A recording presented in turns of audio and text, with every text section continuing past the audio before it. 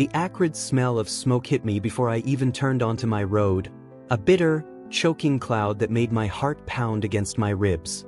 As my truck crested the hill, I slammed on the brakes so hard the tires skidded on gravel. Where my beloved farm once stood, the chicken coop I'd built with my own 2 hands, the heirloom tomatoes I'd cultivated from my grandfather's seeds, the flower garden that supplied the local market, nothing remained but smoking ash and twisted metal. Standing amid the destruction in pristine white pants, not a smudge on her designer blouse, was Karen Whitfield, HIA president, wearing what could only be described as a satisfied smile. "Looks like the farm problem has been taken care of," she said, examining her manicured nails. What Karen and her HOA cronies didn't realize was that in their rush to eliminate my eyesore farm, they'd overlooked one critical legal document, a boundary marker that would become their undoing and the key to my ultimate revenge. The morning I found the first letter from the HOA stuffed in my mailbox was the day everything started to fall apart. I remember it clearly. The sun was warm on my back as I collected fresh eggs from my hens. Their soft clucking always made me smile. Those chickens were like family to me after 5 years on my small farm. My 6 acres of heaven sat just outside Pine Creek city limits. I grew the juiciest tomatoes you've ever tasted, kept 15 happy chickens, and even had 2 goats that helped keep the grass trimmed. My grandpa left me this land when he passed, and I turned it into the farm of my dreams, the kind of place where fireflies dance at dusk and the air smells like fresh earth. I was here first, that's the important part. My farm existed long before the fancy houses of Oak Ridge Estates started popping up next door 3 years ago. These giant homes with perfect lawns and matching mailboxes didn't fit with my weathered barn and veggie gardens, but we all got along fine at first. Until Karen Whitfield moved in.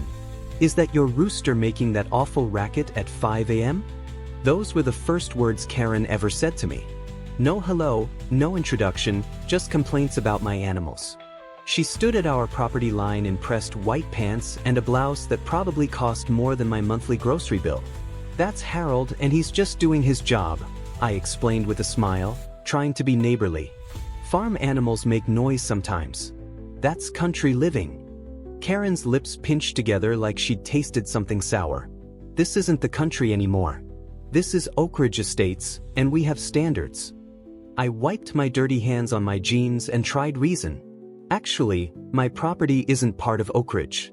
I was here before your development even broke ground. Different zoning laws apply to my land." She squinted at my chicken coop, my vegetable garden, and the small pile of compost near the fence. "We'll see about that. I'm on the HOA board now, and we don't allow unsightly farm activities to lower our property values." I should have taken her more seriously. I really should have. The letters started coming weekly after that, official-looking papers with the Oak Ridge Estates logo at the top, listing violations on my property: too many chickens, unsightly garden equipment, improper fencing. Each one threatened fines that I had no obligation to pay since I wasn't part of their HOA. I kept every letter in a folder just in case. Something told me I might need them someday. Then came the complaints about smells. My compost pile sat far from any houses, but Karen insisted it was ruining her backyard experience. She called city officials about my goats. She photographed my property from the road, pointing at chicken feathers that dared float over the property line. My other neighbors from Oak Ridge started acting strange too. People who used to wave now looked away when driving past. Mrs. Gonzalez, who'd always bought eggs from me, stopped coming by. Only Lisa Martinez still smiled and chatted when she walked her dog past my place in the evenings. "Don't take it personally," Lisa told me one day, leaning on my fence. "Karen's been showing pictures of your farm at HOA meetings, saying it's a health hazard. Some people believe her, but others think she's just being difficult." "Can she really do anything?" I asked. "My property isn't even part of Oak Ridge." Lisa looked worried. "Just be careful. Karen's husband is friends with someone on the county zoning board. She's been talking about getting the boundaries redrawn." I didn't sleep well that night, or many nights after. The letters kept coming, each one more threatening than the last. I started noticing strange cars driving slowly past my property, people in suits taking notes. One afternoon, I caught Karen's husband photographing my chicken coop from the road. When I confronted him, he claimed he was documenting code violations for the county. The worst part was I couldn't stay and fight. My mother's health had been failing for months, and she needed me. Every year, I spent 2 weeks helping her after her treatments, staying at her house 3 hours away. I couldn't cancel this trip, she had no one else. The day before I left, I spotted Karen and 3 men in suits walking along my property line. They carried clipboards and pointed at different areas of my farm. When they saw me watching, Karen smiled. Not a friendly smile, but the kind that makes your stomach twist with worry. "Just doing a community inspection," she called out, her voice dripping with false sweetness. "Making sure everything is up to code." "My property isn't subject to your codes," I reminded her, trying to keep my voice steady. "And you're trespassing right now." One of the men in suits stepped forward. "Actually, I'm from the county planning department. We're reviewing all properties in this area for potential rezoning." My blood ran cold. Rezoning? I haven't received any notices about rezoning. "Notices went out last month," he said, "but wouldn't meet my eyes. Public hearing is scheduled for next week." Next week, when I would be away taking care of my mother. I couldn't help but wonder if Karen had somehow planned it this way. That evening, as I packed my bags, I took extra precautions. I asked my friend Miguel to check on my animals daily. I installed 2 security cameras pointing at the property line and the main areas of the farm. I even called the sheriff's office to let them know I'd be away and had concerns about trespassing. "Don't worry so much," Miguel said as he helped me load my truck the next morning. "What's the worst that could happen in 2 weeks?" I showed him the folder of HOA letters. "Karen's been trying to get rid of my farm since she moved in. Just keep an eye on things, okay?" Miguel nodded, suddenly more serious. "I'll come by twice a day, morning and evening. I promise." As I drove away, I glanced in my rearview mirror. Karen stood at the edge of her driveway, phone in hand, watching me leave. The sun glinted off something in her garage, what looked like large red containers lined up against the wall. If only I'd turned around right then. If only I'd stayed. But my mother needed me, and I had no idea that those 2 weeks away would cost me everything I loved. During my time at my mother's, I tried calling Miguel several times to check on the farm, but he often didn't answer. When he did, he assured me everything was fine, though he sounded distracted. On the 5th day, he mentioned that there had been some HOA people looking around, but they left when he approached them. "Did you get their names?" I asked. "No, but one of them was that Karen woman. She said they were doing routine inspections." I felt uneasy but tried to focus on my mother, who needed my full attention. Her treatments were harder this time, leaving her weak and in pain. I spent my days cooking for her, cleaning her house, and taking her to doctor appointments. On the 10th day, Miguel called me. "There's something weird going on," he said, his voice low. "A bunch of official-looking papers were taped to your front door. I took photos and sent them to you." The images showed notices with the HOA logo and the words, "Final Warning," in bold red letters. According to the notices, my property had been officially incorporated into the Oak Ridge Estates community through recent rezoning, and I had 72 hours to remove all non-compliant structures or face remediation action. "That's impossible," I told Miguel. "They can't just rezone my property without proper notice. Call Sheriff Davis and show him these papers." "I tried," Miguel said. "He said it's a civil matter between you and the HOA. There's nothing he can do unless there's actual trespassing or damage." I felt sick to my stomach.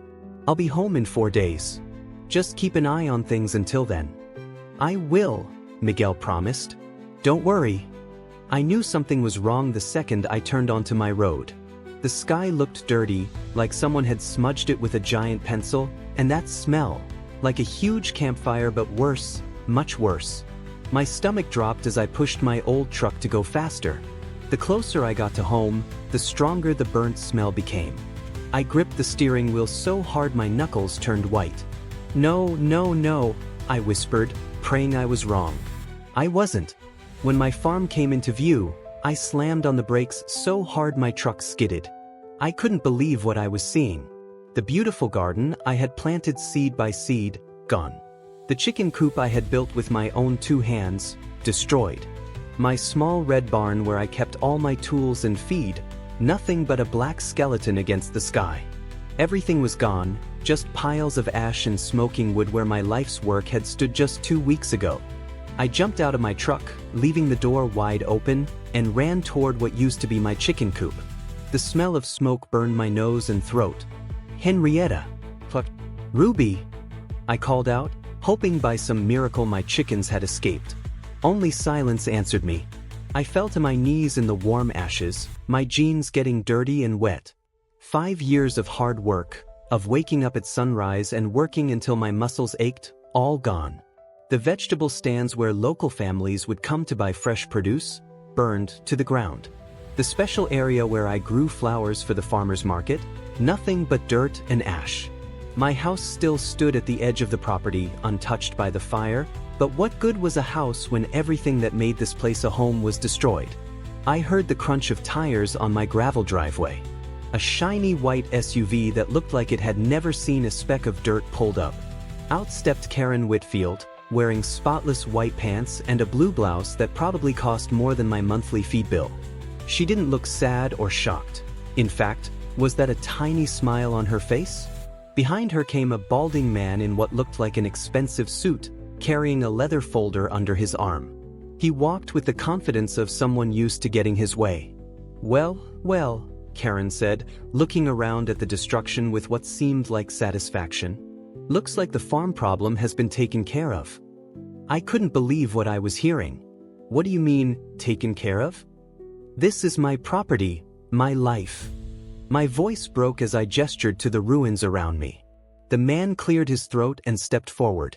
"Allow me to introduce myself. I'm Gerald Thompson, president of the Oak Ridge Estates Homeowners Association." He didn't offer to shake my ash-covered hand. "While you were away, we held an emergency meeting about the situation your farm was creating for our community." "Situation?" I repeated, not understanding. Karen jumped in. "The smell, the noise, the unsightly view. Do you know how much my property value drops just by being next to this?" She waved her manicured hand at what used to be my farm. "We've had complaints from every homeowner on this side of the development." Gerald nodded.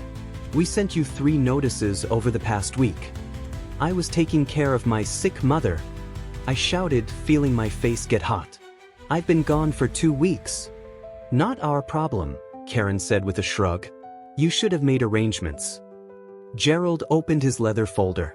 According to HOA Bylaw 47B, after 3 unanswered notices, we have the right to take action to remedy any situation that affects the community standards and property values. "You have no right to touch my farm," I screamed, my whole body shaking. "This land isn't even part of your development. I was here first." Karen's smile grew wider, showing perfect white teeth. "Actually, the county rezoned this area last month. Your little farm is now officially part of Oak Ridge Estates, which means," she paused for effect, "you're subject to our rules now." I felt like I'd been punched in the stomach. Could this possibly be true? I'd never received any notice about rezoning. "So you burned down my farm? You killed my animals?" I could barely get the words out. "That's illegal. That's criminal." Gerald adjusted his tie. "We hired a contractor to remove the violations, the chicken coop, compost piles, and non-approved structures. If things got out of hand," he shrugged, "perhaps the dry conditions contributed to the spread." I looked behind them and saw other neighbors from the development had gathered at the edge of my property. Some looked uncomfortable, avoiding my eyes. Others were nodding in agreement with Karen and Gerald. "You can't do this," I said, my voice suddenly calm as shock set in. "I'll call the police." "Go ahead," Karen said. "We have all the paperwork. We followed the rules." I started to say something else when a glint of metal caught my eye. Through the ashes, near what used to be the edge of my garden, I could see my property survey marker, the one the county had placed years ago when I first bought the land. It was still firmly planted where it had always been, untouched by the fire. A tiny spark of hope flickered inside me. If the marker was still there in its original spot, then maybe "I think you should leave now," I said quietly, not wanting them to see what I'd noticed. Karen laughed. "Or what? You'll sick your chickens on us?" "Oh wait, you can't." Something inside me snapped. I stood up straight, looked her directly in the eyes, and said, "You've made a huge mistake, Karen. And you're going to regret it." For just a second, I saw uncertainty flash across her face. Then Gerald put his hand on her arm and guided her back toward the SUV. "We'll give you some time to process this," he said. "You have 30 days to bring the rest of your property into compliance with HOA standards. The rule book is in your mailbox." As they drove away, I watched the other neighbors drift back to their perfect houses with their perfect lawns, all except one woman who hesitated, looking back at me with what seemed like genuine sadness in her eyes. I turned away and looked again at that survey marker glinting in the sun. Something wasn't adding up about this zoning story, and I was going to figure out what it was, even if it was the last thing I did. The smell of smoke still clung to my clothes as I sat surrounded by papers in my living room. My eyes burned from crying and lack of sleep. 3 days had passed since I found my beloved farm in ashes. 3 days of anger and heartbreak that kept me awake, searching for answers. They can't just burn down someone's property and get away with it, I whispered to myself, flipping through another county zoning document. My fingers trembled as I reached for my coffee mug, my 5th cup today. Something caught my eye on page 43 of the county records. I leaned closer, heart racing. The boundary line. The recent rezoning that Karen mentioned didn't include my entire property. I jumped up, knocking papers everywhere, and ran to my garage where I kept my original property survey. Under the dusty plastic cover was the answer I needed. The creek that ran along the eastern edge of my property formed a natural boundary that the rezoning specifically excluded. I pulled out my phone and scrolled through pictures of my farm before it was destroyed. The chicken coop, the vegetable garden, my small barn, all were on the eastern side of the creek. They burned down property that wasn't even in their jurisdiction. I gasped. The realization hit me like a tidal wave. Not only had they destroyed my property illegally, but they'd lied about having the authority to do so.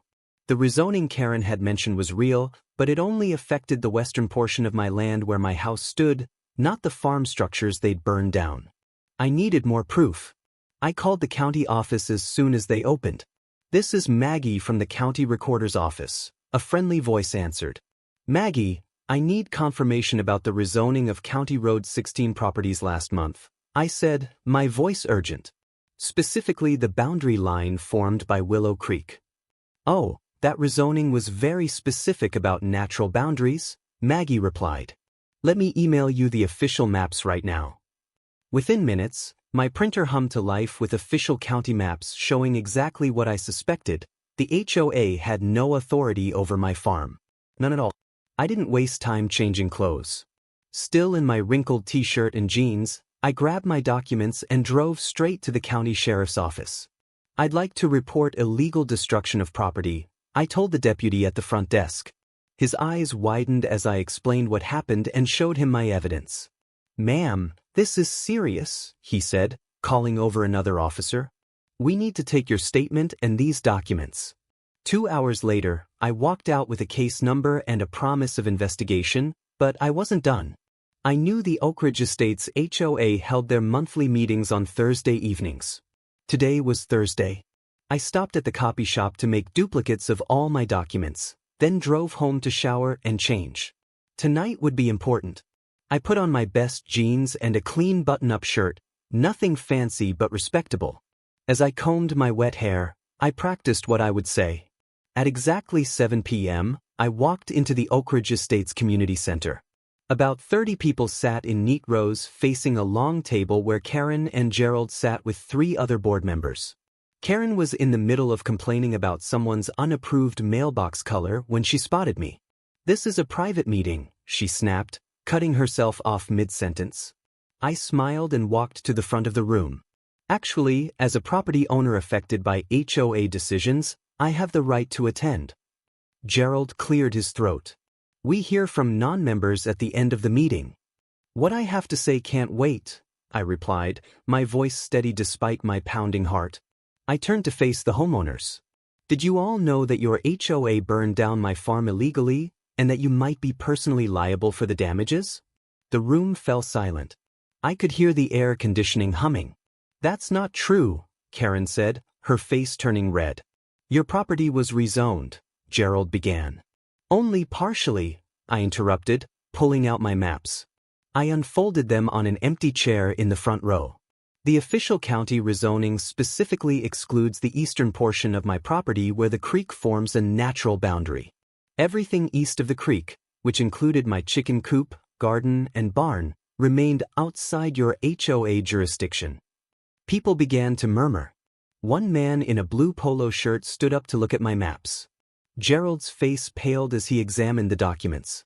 We followed the zoning maps provided to us, he said weakly. I pulled out another paper, a hand-drawn map with Karen's signature on it. This isn't an official document. It's completely wrong. The murmurs grew louder. A woman in the third row stood up, Lisa Martinez, who lived 3 houses down from Karen and always waved when passing my property. Gerald, did you actually verify the boundaries before authorizing this? She demanded. Of course he did. Karen jumped to her feet, her designer bracelet jangling. That farm was disgusting. Chickens making noise at all hours, that horrible compost smell. It was bringing down our property values. Property values don't override the law, I said calmly. And speaking of law, I filed a police report today. Your actions constitute illegal destruction of private property, criminal trespass, and animal cruelty for the chickens that died. You can't prove we did anything, Karen shouted, but I could see fear in her eyes. I pulled out my phone and played a video I'd found on my home security system. It showed a truck with Oak Ridge Estates HOA on the door arriving at my property 3 days after I left town. The date and time stamp were clearly visible. I have more footage, I said quietly. And I've already spoken with 3 reporters who are very interested in how an HOA could make such a serious mistake. Lisa Martinez walked to the front of the room. I motioned to immediately suspend any board members involved in this decision pending investigation. Second, called out the man in the blue polo shirt. Karen's face went from red to white. You can't do this. We were protecting our community. Gerald raised his hand weakly. Perhaps we should consult our attorney before. Too late, I said. My attorney will be contacting yours tomorrow. And just so you know, she specializes in property disputes and HOA overreach. She hasn't lost a case in 6 years. I gathered my documents as the meeting erupted into arguments. Some residents were shouting at Karen, others were asking Gerald questions he couldn't answer. I walked calmly toward the exit, but Lisa caught up with me. I'm so sorry about your farm, she said, touching my arm. Not all of us are like Karen. Thank you, I replied. But this isn't over. They destroyed something precious to me, and they need to make it right. As I drove home, my phone rang. The caller ID showed County Sheriff's Office. Ma'am, the deputy said when I answered, we found something interesting in the fire inspector's report. The blaze wasn't started by the HOA contractors. Someone used gasoline to accelerate it. We're treating this as possible arson. My hands gripped the steering wheel tightly. Arson? Who would do that? But deep down, I already had my suspicions. The red containers in Karen's garage. Her eagerness to see my farm gone. Her smug satisfaction when standing amidst the ashes. The next morning, I woke up to the sound of my phone buzzing like crazy. 20 missed calls. The first one was from Lisa Martinez. Have you seen the news? She asked when I called back. Your farm is the top story on every channel. People are furious about what the HOA did. I turned on the TV and saw my burned farm on the screen. The reporter stood right where my chicken coop used to be. My hands shook as I turned up the volume.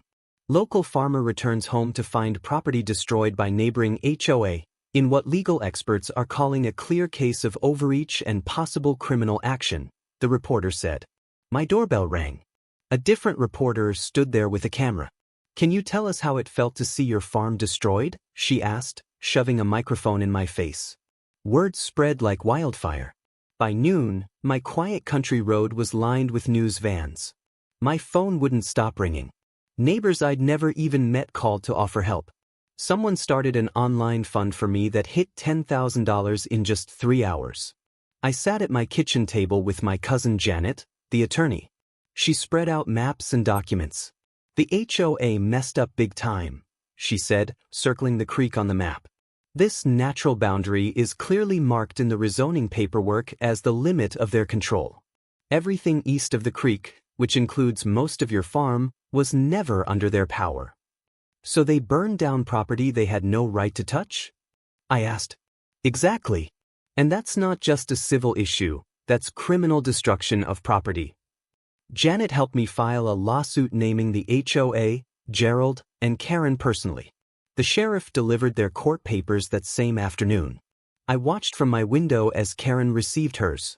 She threw a fit right there on her front lawn, screaming that I was the one breaking rules, not her. That evening, my phone rang again. It was Tom Baker, who lived 3 houses down from Karen. "You need to see something," he said. "I have security cameras that point toward your property. I caught something disturbing." Tom sent me a video. The timestamp showed 6 a.m. on the day my farm burned down. A familiar white SUV parked near my property line. Karen got out, carrying something in her hands. "Was that a gas can?" "I didn't think much of it until I heard what happened," Tom said. "I've already called the police." Before I could process this, someone knocked on my door. It was Gerald, looking like he hadn't slept in days. "The HOA board had an emergency meeting," he said, his voice shaky. "They've removed me as president. Everyone's panicking about your lawsuit." "They should be," I replied. Gerald looked down at his shoes. "They want to settle. They're offering $50,000 to rebuild." I laughed. "My attorney says this is worth 10 times that amount." "Please," Gerald begged. "Many homeowners had nothing to do with this decision. They'll lose their homes if you push this." "You should have thought about that before burning down my farm," I said coldly. Gerald wiped sweat from his forehead. "That's the thing. The HOA only approved removing your compost pile and chicken coop. We hired contractors to do it properly, but then something happened." "What do you mean?" "Karen kept saying the contractors were moving too slowly. She disappeared for an hour that morning. When she came back, she seemed excited. The fire started 30 minutes later." My mind raced back to Tom's video, Karen with the gas can. "Are you saying Karen started the fire herself?" I asked. Gerald's face went pale. "I didn't say that, but the contractors swear they didn't start it. And Karen's been acting strange ever since." After Gerald left, I called Janet again. She arrived within the hour, bringing a private investigator named Mike. "If what Gerald hinted at is true, we need to collect evidence quickly," Mike explained. "Security footage, witness statements, anything that shows Karen's movements that day." The next morning, I found a note slipped under my door. "Check the pond behind Karen's house. Look for evidence." It wasn't signed. Mike and I walked around the neighborhood pond. In the reeds, partially hidden, were 2 empty gas cans. "Don't touch anything," Mike warned, taking photos. He called the police immediately. That afternoon, the police got a search warrant for Karen's home and car. I watched from across the street as they carried out bags of evidence. Karen stood in her driveway, screaming that I was framing her. Later, Lisa came over with dinner. "The HOA is falling apart," she said. "Half the board has resigned. People are talking about dissolving it completely." "What about my farm?" I asked. "People feel terrible. There's talk about a community rebuild." The next day, a local farmers market group arrived with seedlings and offers to help replant. A contractor offered to rebuild my chicken coop for free. The outpouring of support was overwhelming. But that night, things took another turn. My security camera caught someone sneaking onto my property at 2 a.m. It was Karen, placing something near what remained of my barn. When police arrived, they found a half-empty bottle of lighter fluid. The officer looked grim. "We're taking her in for questioning." As dawn broke, I sat on my porch looking at my destroyed farm. The land looked dead, but I knew that with care, it could grow again, just like my fight against the HO. What looked like certain defeat was turning into something else entirely. My phone buzzed with a message from Janet. Turn on your TV now. The local news was showing Karen being led away in handcuffs. The reporter's voice was clear. HOA resident arrested on suspicion of arson in connection with farm property destruction. Gerald's car pulled up. He stepped out holding a thick folder. "What you don't know," he said, handing me the folder, "is that Karen has been trying to buy your land for months. There are plans to expand Oak Ridge Estates. Guess who's the silent partner in the development company?" I opened the folder and saw Karen's name on the business papers. Next to it was a map showing luxury homes plotted over what used to be my farm. Was this about neighborhood standards, or was it about greed all along? I couldn't sleep that night after Gerald's strange visit. What did he mean about how the fire started? At sunrise, I walked through the ashes of my beloved farm one more time, when something caught my eye, a glint of metal near where my back fence had stood. My security camera. I had completely forgotten about the small weatherproof camera I had installed last year after some local kids had stolen vegetables. With shaking hands, I retrieved the damaged but intact camera. Could it have captured what really happened?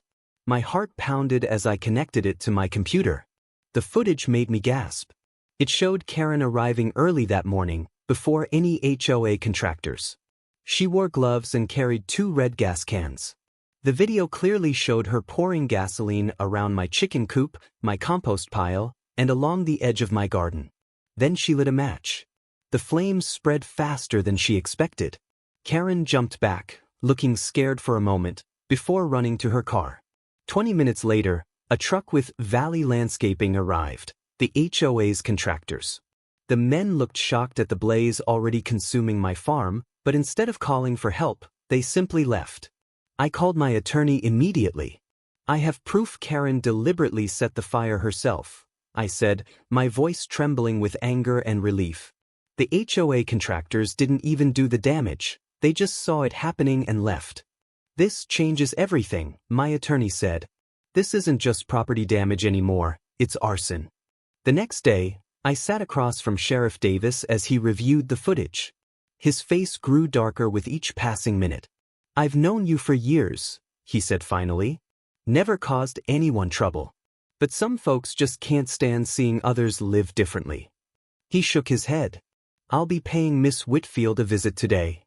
Word spread through town like wildfire. Within hours, my phone was ringing nonstop. Local news vans parked outside what remained of my farm.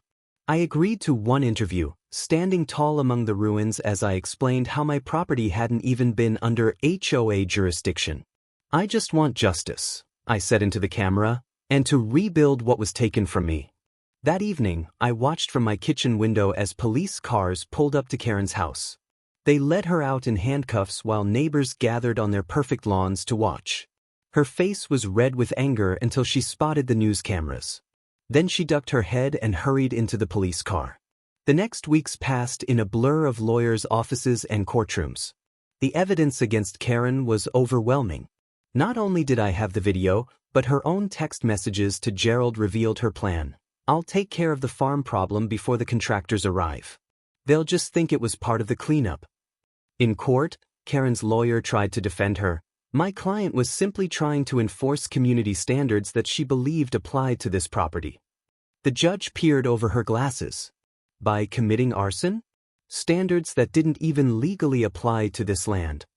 When Karen took the stand, her true colors showed through. "That farm was disgusting," she shouted. "My property values were dropping every day. Someone had to do something." The jury took less than 2 hours to find her guilty. My lawsuit against the HOA proceeded separately. With Karen's criminal conviction, they knew they couldn't win and offered to settle. But I didn't want just any settlement. "I want enough to rebuild everything I lost," I told my attorney. "Plus, I want it in writing that my land will never fall under their control, no matter what rezoning happens in the future." The HOA board members looked pale when they signed the agreement. The amount they paid would increase everyone's HOA fees for years to come. Gerald approached me after the signing. "For what it's worth, I'm sorry," he said quietly. "I should have checked the boundaries myself instead of trusting Karen's word." Rebuilding took months. I started with the chicken coop, bigger and safer than before. Then came a new greenhouse, a barn, and replanting my garden beds. Each weekend, something surprising happened. Neighbors from Oak Ridge Estates would stop by, offering help. "I always liked your farm," one woman admitted as she helped plant tomato seedlings. Karen didn't speak for all of us. Lisa Martinez became a regular visitor, bringing her kids to learn about growing vegetables. "The HOA isn't all bad," she explained one day. "I've been elected the new president, and we're changing the rules. More sustainability, less control." 6 months after the fire, I held an open house at my rebuilt farm. To my amazement, half the neighborhood showed up, curious to see what I'd created. Children squealed with delight at the friendly chickens. Adults admired the neat rows of vegetables and the solar panels on my new barn. "Is it true you're going to teach gardening classes?" one man asked. I nodded.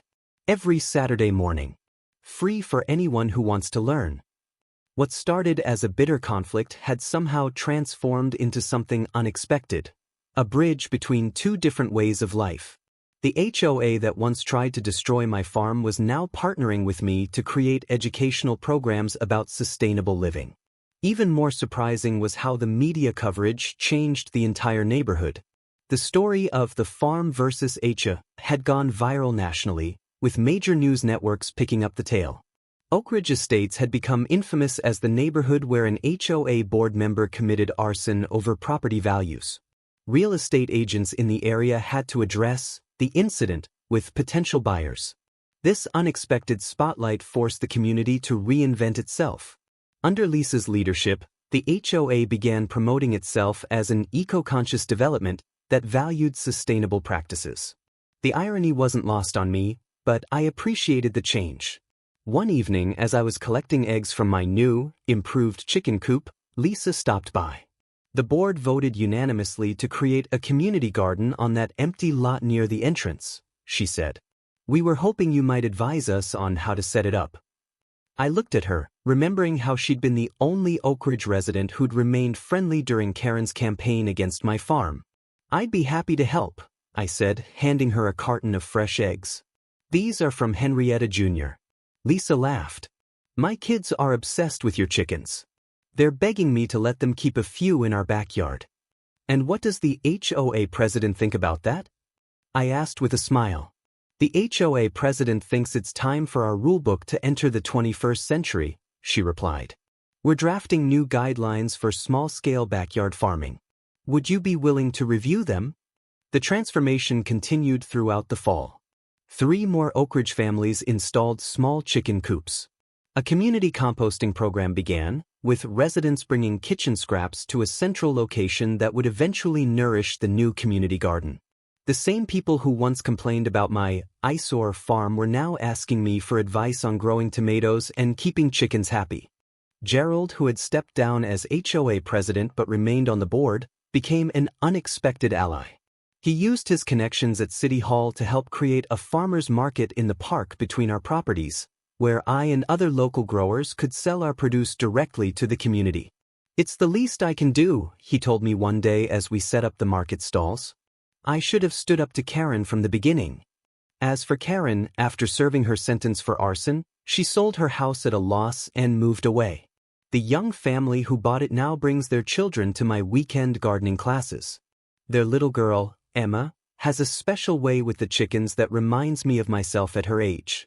"Can I name this one?" she asked one Saturday, holding a fluffy chick in her gentle hands. "Of course," I said. "What would you like to call her?" "Phoenix," she replied. "Because she came after the fire, like in the stories." I smiled at her wisdom. Phoenix is perfect. The HOA still exists, but under Lisa's leadership, it's focused on community building rather than control. They even partnered with me to create educational programs about sustainable living for the local schools. Children from all over the county now visit my farm to learn where their food comes from. A year to the day after I found my farm in ashes, I stood watching the sunrise over my thriving land. The garden was more productive than ever. My new heritage chickens laid eggs with deep orange yolks that neighbors now lined up to buy. The greenhouse allowed me to grow vegetables year-round. The same TV reporter who had covered the fire returned for a follow-up story. How do you feel now, looking at all you've rebuilt? She asked. I smiled, watching bees buzz around my flowering apple trees. I learned that good fences and proper property surveys make good neighbors, I said, but also that one person's hatred doesn't define a community. The reporter looked around at my thriving farm, then at the Oak Ridge residents who were arriving for the weekend gardening class. It seems like more than just your farm has been transformed, she observed. That's the thing about destruction, I replied. Sometimes it clears the way for something better to grow. The story aired that evening, portraying not just my personal triumph over adversity, but the remarkable transformation of an entire community. Social media buzzed with comments from people across the country who were inspired by how a conflict that began with fire had evolved into cooperation and mutual respect. My farm became something of a tourist attraction. People would drive by slowly, pointing at the farm that beat the HOA. Some even stopped to take selfies by my new barn with its Phoenix Farm sign. I didn't mind the attention if it helped spread the message that different lifestyles could coexist peacefully. What surprised me most was how the legal battle changed HOA policies across the state. 3 months after Karen's conviction, the state legislature passed what became known as the Boundary Respect Act, requiring HOAs to verify property boundaries through official county surveys before taking any enforcement action. The law also mandated clear notification procedures and prohibited any physical alteration of property without court approval. Several HOA boards in neighboring counties reached out to Lisa for guidance on reforming their own policies. She often brought me along to these meetings to share our story from both perspectives. The old way of thinking about HOAs as property value police is outdated, Lisa would tell them. Today's homeowners want communities that support sustainability, diversity, and personal freedom within reasonable limits. One evening, as I was closing up the chicken coop, I noticed a car I didn't recognize parked at the edge of my property. A middle-aged man got out, looking nervous. "Can I help you?" I called out. He approached slowly. "I'm Robert Whitfield," he said. "Karen's ex-husband." I tensed immediately, but he held up his hands. "I'm not here to cause trouble. I wanted to apologize for what happened. I didn't know what she was planning. We were already separated when He trailed off, looking at the rebuilt farm. "Why are you telling me this now?" I asked. "Because I'm selling real estate in a new development 30 miles from here," he admitted. "And everyone keeps asking if I'm related to that Karen Whitfield. Her actions didn't just hurt you, they followed all of us." I nodded, understanding the ripple effects of destruction. "The farm is thriving now. That's what matters." He looked relieved. "It looks beautiful. Better than before, even." "It is better," I agreed. "Sometimes we need to be broken down to build back stronger." As Robert drove away, I reflected on how true that was, not just for my farm, but for the entire community. The fire that was meant to destroy had instead sparked renewal. The hatred that was meant to divide had ultimately brought people together. 6 months later, Phoenix Farm was featured in a national magazine about sustainable living. The article highlighted not just my organic farming practices, but the unusual partnership with the Oak Ridge Estates once bitter enemies, now collaborators in community education. The final paragraph read, "In a time when neighbors increasingly view differences as threats, this remarkable story reminds us that conflict can sometimes be the fertile ground from which understanding grows. What began with an act of destruction has blossomed into a model of coexistence that communities across the country might do well to study."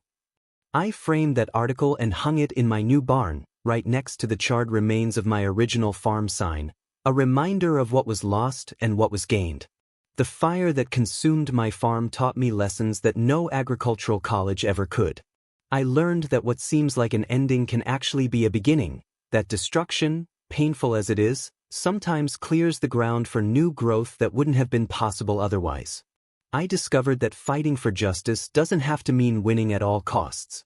Yes, I could have pushed for more money from the HOA, potentially bankrupting families who had nothing to do with Karen's actions. But true victory wasn't about punishment. It was about rebuilding something better than what was lost. Perhaps most importantly, I learned that one person's hatred doesn't define an entire community. Karen's actions were her own, not representative of everyone in Oak Ridge Estates. By remaining open to connection even after such a profound betrayal, I found unexpected allies and friendships that enriched my life and farm in ways I never imagined. The boundary marker that saved my case became a symbol for something deeper: the importance of knowing where you stand, legally and morally. That single point of reference, unmoved by fire or false claims, reminds me daily that truth, like a well-planted seed, may be temporarily buried but will eventually emerge, stronger and more vital than before. If this story resonated with you, you're not alone. Conflicts between neighbors, HOAs, and property owners are happening everywhere, but so are stories of reconciliation and community building. Have you experienced overreach from an HOA or difficult neighbors? Or perhaps you've witnessed a community come together after conflict? Share your story in the comments below. Your experience might help someone else facing a similar situation. Don't forget to like this video if you found it inspiring, and subscribe to my channel for more stories about standing up for your rights, rebuilding after loss, and finding community in unexpected places. For those dealing with property disputes or HOA issues, I've compiled a resource guide with legal information, boundary verification tips, and sample letters you can use when facing similar challenges. The link is in the description below. Remember, documenting everything is crucial. Take photos, save letters, and know your property boundaries. That one critical document saved my farm and could save yours too. Until next time, this is Phoenix Farm, reminding you that sometimes what rises from the ashes is stronger and more beautiful than what came before.